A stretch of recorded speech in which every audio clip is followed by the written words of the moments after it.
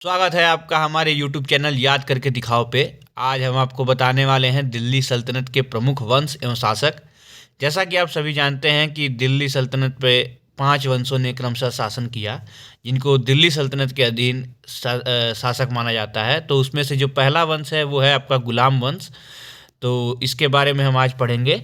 तो इसके बारे में हम ये पढ़ेंगे कि किसने इसकी स्थापना की, मतलब संस्थापक कौन था और कौन इसका वास्तविक संस्थापक था, जिसके चलते मतलब पूरी तरह से यह वंश स्थापित हो सका।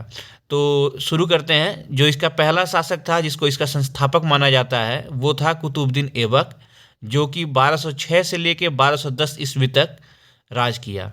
फिर उसके बाद आराम शाह राजा बना कुतुबुद्दीन ऐबक की मृत्यु के बाद, और इसकी मृत्यु चौगान मतलब पोलो होता है, घोड़े पर चढ़ के खेला जाता है वो गेम, वहीं खेलते समय गिर के हो गई थी। तो उसके बाद से आराम शाह बना शासक, लेकिन यह मुश्किल से 8 महीने ही राज कर पाया कि इसको इल्तुतमिश ने हटाकर खुद अपना आप को शासक घोषित कर लिया, और इल्तुतमिश को ही गुलाम वंश का वास्तविक शासक कहा जाता है।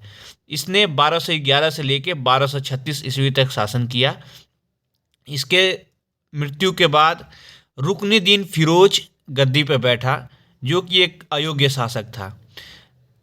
फिर इस अयोग्य शासक को हटाकर रजिया सुल्तान, पहली बार कोई महिला जो सुल्तान बनी, वह गद्दी पर बैठी। यह 1236 से 1240 ईस्वी तक इन्होंने शासन किया। यह पहली महिला सुल्तान थी, लेकिन दरबार में काबा और टोपी पहन के जाने के चलते तुर्की के जमींदार जो थे वो इनसे रुष्ट हो गए और इनको पद से हटा दिया गया। फिर उसके बाद इनके पद के हटने के बाद मुइजुद्दीन बहराम शाह जो था वह शासक बना। सन 1240 से लेके 1242 ईस्वी तक उसने राज्य किया। उसके बाद अलाउद्दीन मसूद शाह राजा बना, जो 1242 से लेके 1246 ईस्वी तक राज्य किया। इनकी मृत्यु के बाद नासिरुद्दीन महमूद, जो कि 1246 से लेके 1266 ईस्वी तक राज किया, यह एक प्रभावशाली राजा था। इसकी मृत्यु के बाद गयासुद्दीन बलबन वही था जिसने लौह एवं रक्त की नीति अपनाई थी।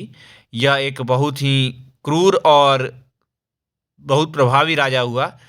तो इसने 1266 से लेके 1286 ईस्वी तक शासन किया।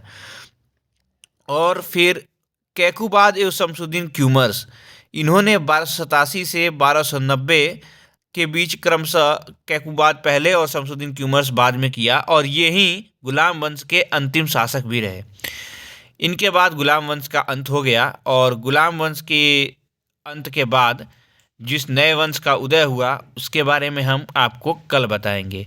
तो फिलहाल बने रहिए हमारे साथ और देखते रहिए, याद करते रहिए, कमेंट में अपने जवाब देते रहिए, और चैनल को लाइक, सब्सक्राइब, शेयर जरूर कीजिए। धन्यवाद। जय हिंद।